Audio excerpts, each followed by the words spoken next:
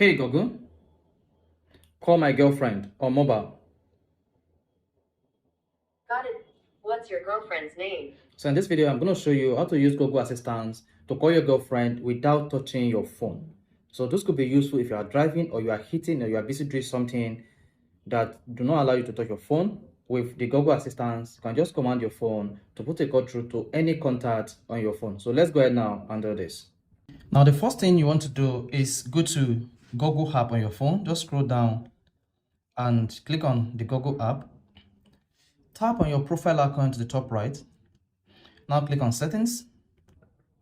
After that, you want to come to Google Assistant. Click on it.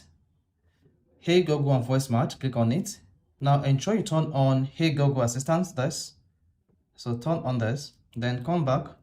Scroll down to your information and personal preference. Click on it. Then after that, scroll down and click on your people.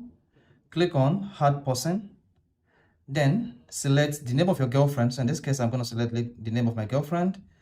So click on how you are connected. Then scroll down and select girlfriend.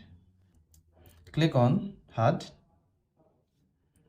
Then you see my woman is added as my girlfriend. So let's go back now and try it again. Hey Google, call my girlfriend. Calling my woman. Mobile.